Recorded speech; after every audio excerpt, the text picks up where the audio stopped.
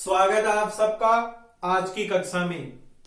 देखिए आज हमारा संधि का क्रमांक है 7 और संधि पढ़ेंगे हम अनुस्वार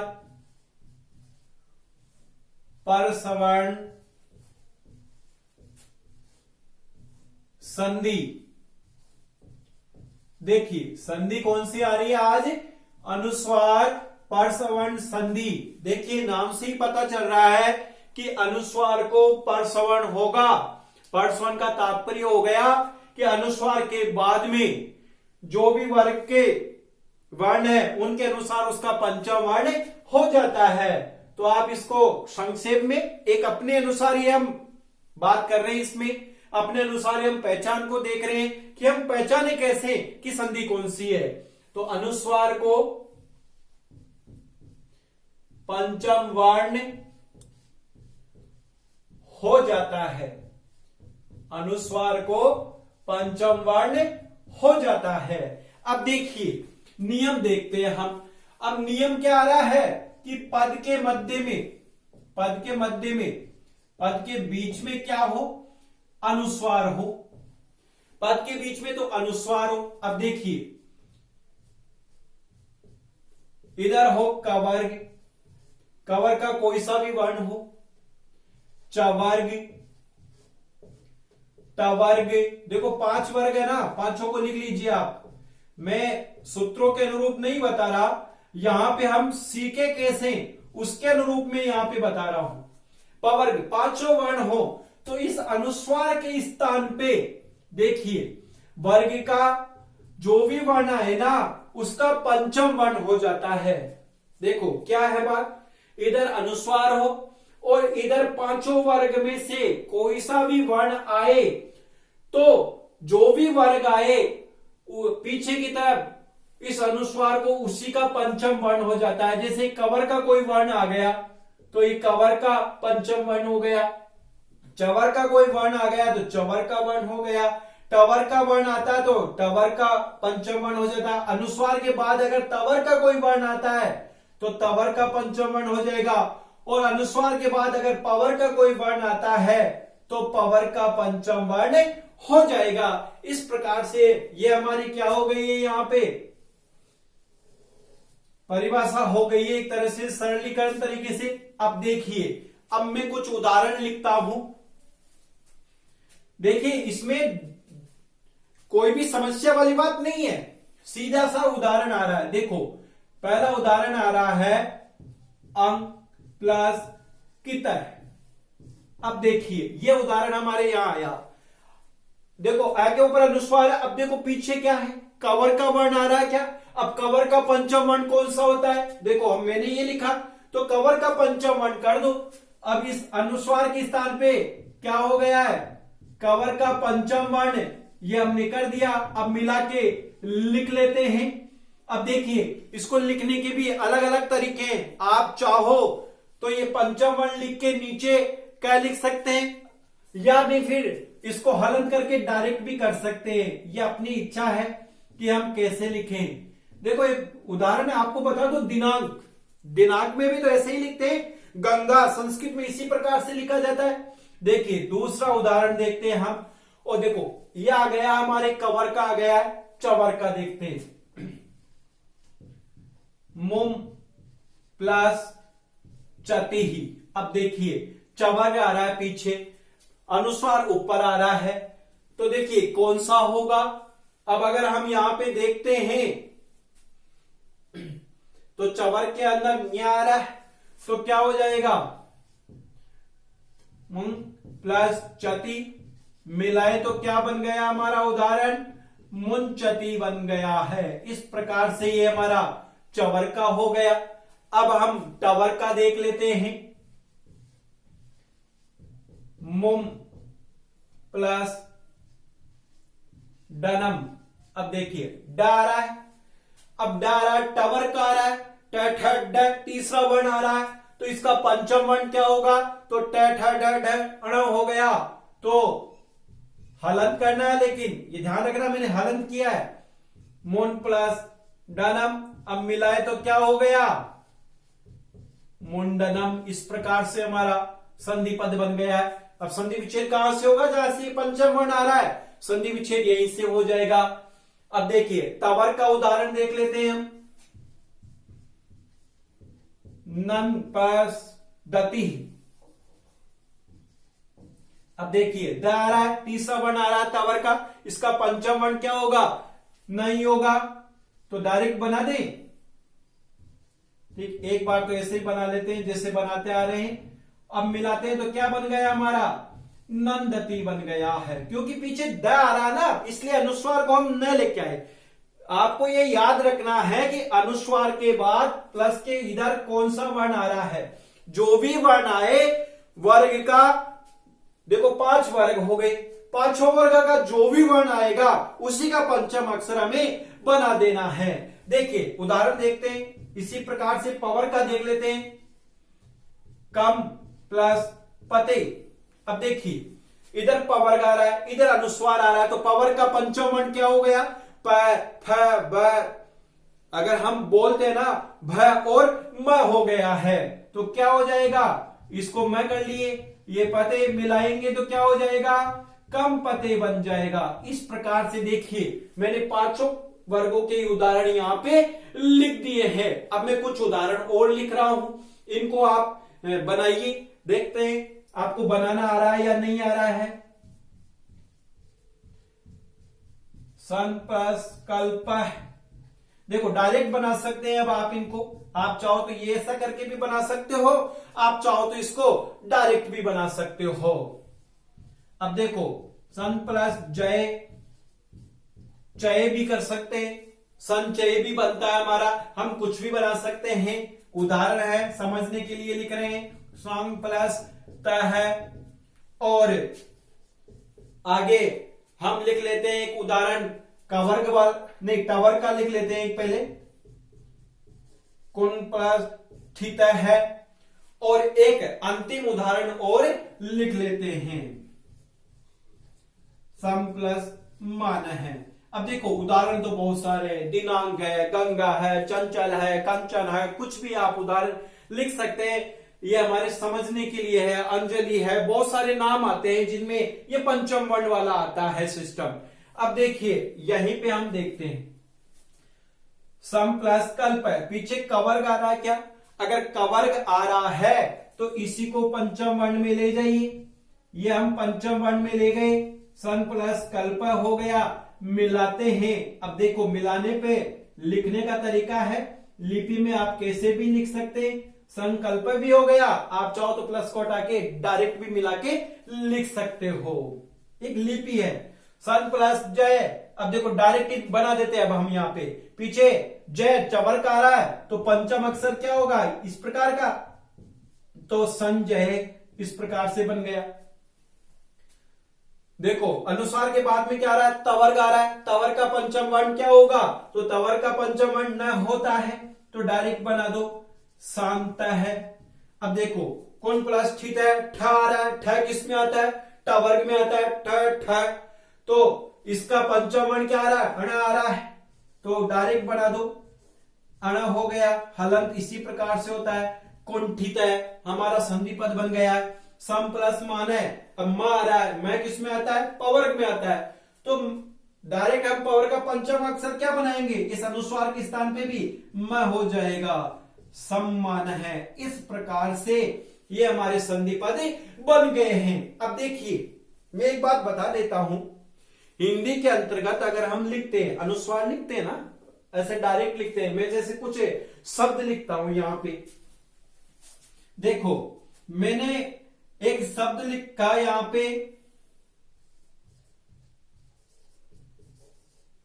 संबारी। अब देखो अनुस्वार है, यहां क्या बोल रहा है? मैं बोल रहा है, क्योंकि पीछे क्या आ रहा है? भ आ रहा है, इस भ के कारण ये अनुस्वार मैं में बोल रहा है, संभारी। अब देखो हिंदी वाले वर्ण लिख रहा हूं मैं, अगला उदाहरण लिखा मैंने ऐसे तय के ऊपर अनुस्वार, आगे भी तय लिखा, हमने यहाँ पे क्या बोला इसको? तंतु। अब देखो दोनों में फर्क होगा, एक अनुस्वार है, एक मैं की ध्वनि निकल रही है, एक न की ध्वनि निकल रही है। अब ऐसे ही एक उदाहरण हम इस प्रकार से ले लेते हैं।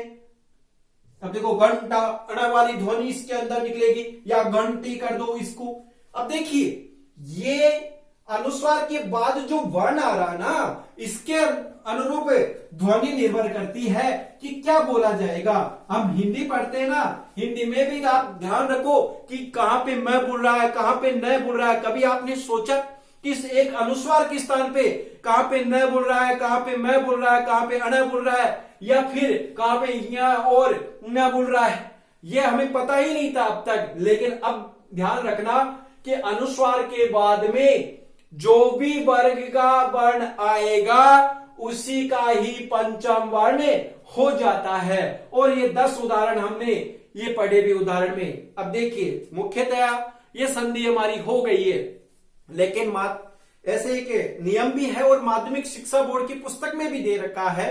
कुछ उदाहरण और है, ये तो पद के मध्य में थे।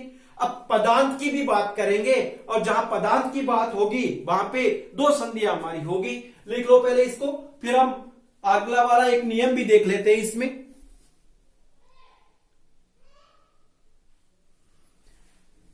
अब देखिए अगला नियम देखते हैं इसी संधि के अंदर की पदांत अगर मैं हो, हलंत, देखिए अनुस्वार नहीं दे रहा, ये हलंत मैं दे रहा है यहां पे सीधा सीधा।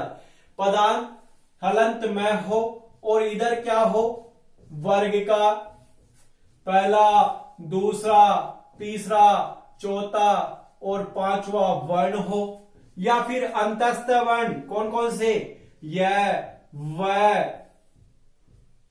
र और ल हो। तो देखो एक तरह से आप ये कह सकते हो कि ऊष्म वर्णों को छोड़ करके और सारे व्यंजन वर्ण, ऊष्म वर्ण कौन कौन से हो गए, एक तो है और तीनों से, है और तीनों से को छोड़ करके कोई सा भी वर्ण आए इसे म के स्थान पे क्या हो जाता है। ये जो संधि है ना, इसकी बात हम कह रहे हैं कि पहले तो अनुस्वार होगा। अब अनुस्वार होगा तो संधि कौन सी आ गई है, अपनी अनुस्वार संधि आ गई है। और अब अगर हम परस्वर्ण संधि कर रहे हैं तो ये परस्वर्ण कार्य कैसा होगा, ये परस्वर्ण कार्य विकल्प से होता है। ये परस्वर्ण कार्य किससे होता है, विकल्प से। परस्वर्ण का कार्य, देखो कार्य एक शब्द और डाल दीजिए यहीं पे, परस्वर्ण का कार्य विकल्प से होता है। सीधा सीधा ये लिख लो, या विकल्प से होगा, ऐसा लिख लीजिए कि परस्वर्ण जो भी होगा वह विकल्प से होगा। परस्वर्ण का कार्य विकल्प से होगा। अब विकल्प कहते ही वही 2 रूप हमारे यहां पे बनेंगे। देखते हैं उदाहरण, देखते हैं कि कैसे बनेंगे। देखो उदाहरण आ रहा है त्वम प्लस करोसी, ऐसा उदाहरण आया। अब देखो हलंत में है, वही अनुस्वार संधि में आप चले जाइए, आगे व्यंजन वर्ण आ रहा है तो क्या हो जाएगा, इसका मैं का अनुस्वार हो जाएगा। तो त्वम, अब हम प्लस लगा देते हैं एक तरह से, करोसी, अगर प्लस नहीं हुआ त्वम करोसी आ रहा है सीधा सीधा, तो संधि कौन सी हो रही है यहां पे, अनुस्वार हो रही है, यहीं पे बना लो एक। और अगर परस्वर्ण करेंगे तो पीछे क्या आ रहा है, पीछे वर्ण कौन सा है हमारा यहां पे, अगर हम पीछे वर्ण को देखते हैं तो कवर्ग है। अब मिटा रहा हूं, कवर्ग है तो कवर्ग का ही बना दो, यहीं पे डायरेक्ट पहले अनुस्वार कर दो हलंत में को, तो अनुस्वार संधि हो गई। अब कवर्ग है तो कवर्ग का ही लिख दीजिएगा। त्वंग करोसी, तो संधि कौन सी हो गई यहां पे, परस्वर्ण हो गई है। अब परस्वर्ण संधि कैसे होती है, विकल्प से होती है। इसके भाव में यही संधि हमारी रहेगी, इस प्रकार से हो गया। अब देखिए दूसरा उदाहरण हम देखते हैं, शत्रुम प्लस जयति। अब देखिए पहले व्यंजन वर्ण आ रहा है, तो एक तो उदाहरण क्या बन गया इसका, हलंत में है तो डायरेक्ट अनुस्वार हो जाएगा, शत्रुंजयति, तो संधि कौन सी हो गई, अनुस्वार संधि हो गई है हमारी यहां पे। एक पीछे जा रहा है तो इसी का ये क्या हो जाएगा, पंचम वर्ण हो जाएगा, तो शत्रुन जयति इस प्रकार से बन जाएगा। और संधि कौन सी हो गई हमारे यहां पे, परस्वर्ण हो गई है, क्योंकि परस्वर्ण संधि विकल्प से होती है। देखो अगर मैं चाहूं ना, मैंने डायरेक्ट क्यों बना दिया, अगर मैं यहां प्लस करता पहले फिर परस्वर्ण कार्य करता, और मैं कहता परस्वर्ण नहीं होगी तो अनुस्वार होगी, वापिस फिर हम इसी को लिखते। इससे अच्छा ना हम डायरेक्ट पहले परस्वर्ण संधि का रूप बना ले और फिर परस्वर्ण का बना लेते, जहां दो रूप बनेंगे, इसलिए हमने यहां डायरेक्ट ही ये रूप बनाए हैं। ऐसे ही तीसरा उदाहरण आ रहा है सम प्लस पृक्तौ। देखिए ये उदाहरण जो है ना हमारे माध्यमिक शिक्षा बोर्ड की जो पुस्तक है कक्षा 10 की उसके अंदर दिए हुए हैं, इसलिए हम उन्हीं उदाहरणों को लिखा रहे हैं। मैंने कहा परस्वर्ण संधि जो हम पहले पढ़ लिए ना, वास्तविकता में वहीं से पूछेगा जो भी उसको पूछना है, लेकिन माध्यमिक शिक्षा बोर्ड की पुस्तक के अंदर दे रखा है और हमारा यहाँ अध्ययन का स्तर माध्यमिक शिक्षा बोर्ड की पुस्तक ही है, इसलिए उसको देख के ही हम यहाँ पे लिख रहे हैं। अब देखो सम प्लस पृक्तौ आया, एक तो उदाहरण क्या बन गया हमारा सम पृक्तौ, और संधि कौन सी हो गई यहाँ पे अनुस्वार हो गई है। और अगर परस्वर्ण कार्य करेंगे तो विकल्प से होता है, तो परस्वर्ण का रूप क्या बन जाएगा, पीछे पवर्ग आ रहा है तो पवर्ग आ रहा है तो अनुस्वार का क्या हो जाएगा मैं हो जाएगा, क्योंकि पवर्ग का पंचम वर्ण मैं है, तो संपृक्त हो गया। और संधि कौन सी हो गई है परस्वर्ण हो गई। देखो मैंने यहां विस्तारित इतना कार्य नहीं बताया, डायरेक्ट सीधा सीधा हमारा कार्य उसी के अनुरूप जो पहले वाला हमने नियम देखा ना उसी के अनुरूप कार्य हो रहा है। एक उदाहरण और आ रहा है धर्मम प्लस चरति। अब देखिए क्या हो जाएगा, मैं आ रहा है तो एक रूप तो बन गया हमारा धर्मम, अनुस्वार हो गया सीधा सीधा धर्मम चरति, और ये तो हो गई हमारी अनुस्वार संधि, और पीछे चवर्ग आ रहा है तो क्या बन गया हमारा यहाँ पे धर्मं चरति। इस प्रकार से हमारा ये संधि कार्य पूरा हो गया है। ये तो बात आई इनकी। अब ये वाला हो तो र का तो देखो उदाहरण हमें नहीं मिलेगा, लेकिन ये वाला हो तो अब देखो ये वाला के उदाहरण में डायरेक्ट नहीं दे रहा हूं, पहले एक पंक्ति लिख रहा हूं मैं कि अगर यह वह और ल हो, अनुस्वार के पीछे अगर यह वह और ल हो तो इनकी जो अनुनासिक रूप है ना वो कैसे बनेंगे। देखो ये डायरेक्ट ऐसा नहीं बनेगा, इसका मैं बता रहा हूं। अगर पीछे यह वाला आ जाए तो हमें किस प्रकार से बनाना है। देखो अगर पीछे यह आ जाए ना तो अनुस्वार के स्थान पे इस प्रकार से हलन यह और ऊपर चंद्र बिंदु लगेगी, अनुनासिक कार्य होगा। अगर वह आ गया तो वही हलंत और वहीं पे चंद्र बिंदु हो गई, अनुनासिक कार्य। और अगर ल आ गया तो ल भी इसी प्रकार से बनेगा। आप ये याद रखना अनुस्वार के बाद में देखो एक तो अनुस्वार होगी, अगर परस्वर्ण कर रहे हैं तो अगर यह आ गया तो अनुस्वार के स्थान पे क्या करना है हमें ये लिख कर ऊपर चंद्र बिंदु यानी अनुनासिक कार्य करना है। वह आ जाए तो वही चंद्र बिंदु अनुनासिक कार्य करना है, और ला आ जाए तो वही हलंत ल लिख के अनुनासिक कार्य हमें करना है। अनुनासिक यह वाले के स्थान पर अनुनासिक कार्य किस प्रकार का होगा, इस प्रकार के होते हैं। ये लिख लो आप चाहो तो, इस प्रकार के होते हैं। अब देखते हैं उदाहरणों के माध्यम से देखते हैं कि ये होते कैसे हैं। अब देखो उदाहरण आया पहला सम प्लस यम।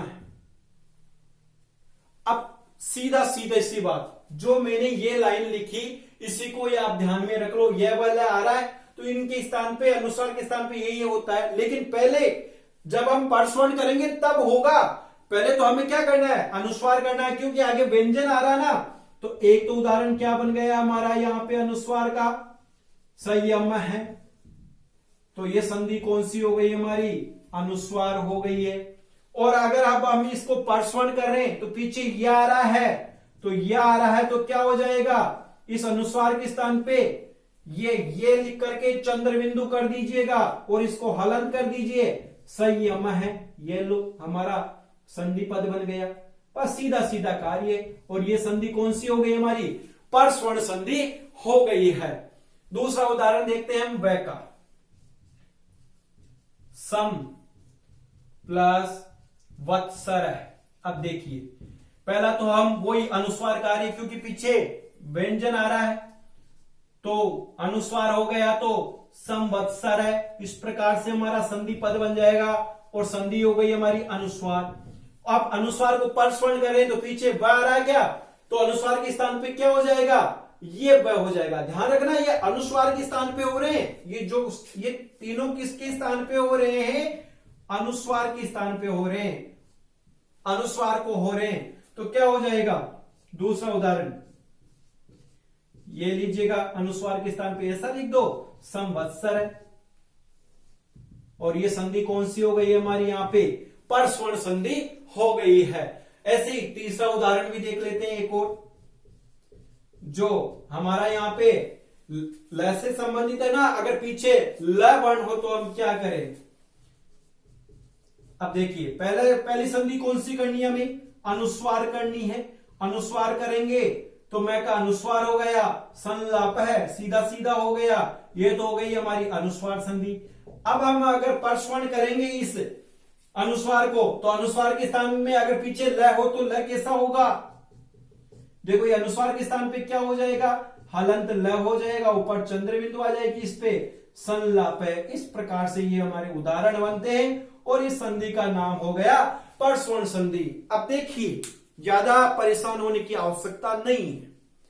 सबसे पहले जो भी हमारा ये नियम है, इस नियम में क्या कह रहा है कि पद के अंत में मैं हो, हलंत में, और आगे है या है और तीनों स को छोड़ करके यानी ऊष्म वर्णों को छोड़ करके कोई सा भी वर्ण हो तो उसको अनुस्वार होता है। और परस्वर्ण अगर आप कार्य कर रहे हो, पदांत के अंदर अगर परस्वर्ण कर रहे हो तो वो विकल्प से होगा। अब मैंने पहले भी बताया था, जहां पे भी विकल्प आ जाए दो रूप हमारे बनेंगे। तो देखिए, तो हम प्लस करोसी हमने लिखा, तो हमारी कल जो संधि हम अनुस्वार पढ़ रहे थे, पीछे अगर व्यंजन आ रहा तो व्यंजन ले गए, सीधी सीधी सी बात। अगर फिर भी अगर आप परस्वर्ण कर रहे हो तो जो पीछे वर्ण आए उसी का ही पंचम वर्ण हमें करना है। और ये नियम अभी हम पढ़ के ही आए हैं पहले, तो सभी उदाहरण इसी प्रकार से थे। लेकिन एक बात आई यहाँ पे यह वाली कि अगर ये इन चारों में से हो तो रह के तो उदाहरण नहीं मिलते, लेकिन यह व ल अगर आ जाए तो क्या करें। तो देखिए यह व और ल अगर पीछे की तरफ आ जाता है और अगर हम परस्वर्ण कार्य कर रहे हैं तो इस अनुस्वार को इस प्रकार का परस्वर्ण होगा। अगर यह आएगा तो ऐसा, वो आएगा तो ऐसा, और ला आएगा तो ऐसा। और मैंने इन तीनों उदाहरणों में बताया भी है, और ये तीनों उदाहरण हमारे माध्यमिक शिक्षा बोर्ड की पुस्तक है उसके अंदर दे रखे हैं। तो इस प्रकार से हमारी ये परस्वर्ण संधि हो गई है। देखो याद रखिएगा, हलंत में हो और आगे व्यंजन हो तो अनुस्वार हो जाता है, तो वो संधि हो गई अनुस्वार। अगर अनुस्वार है और पीछे अगर कोई सा भी वर्ग का वर्ण है, बीच में प्लस होना चाहिए, तो उस अनुस्वार को हम कौन सा करेंगे, जो भी वर्ग आ रहा है उसी का ही पंचम वर्ण हो जाता है। अब चाहे वो वर्ग कोई सा भी आए तो वो हो जाएगी परस्वर्ण संधि। अब उस परस्वर्ण संधि में एक नियम यह भी दे रखा है, आप इस नियम को नहीं भी देखो ना तो भी कोई आवश्यकता नहीं, वो पहले वाले नियम से ही इसमें भी हो रहा है। बस इसमें ये कि दो रूप बन रहे हैं हमारे यहाँ पे। तो ध्यान रखो, अनुस्वार संधि कैसे, हलंत में वो आगे व्यंजन होगा तो अनुस्वार संधि होगी। और अगर पीछे वर्ग 5 वर्ग है, पांचों वर्ग का अगर कोई सा भी वर्ण आ रहा है तो अनुस्वार के स्थान पे उसी का ही पंचम वर्ण हो जाता है। इस प्रकार से वो अनुस्वार संधि हो जाएगी। अब देखिए परस्वर्ण संधि एक नाम है, यहाँ पे परस्वर्ण संधि नाम आ गया। एक परस्वर्ण संधि के नाम से एक संधि और है लत्व संधि। उस लत्व संधि का अध्ययन हम कल करेंगे। धन्यवाद।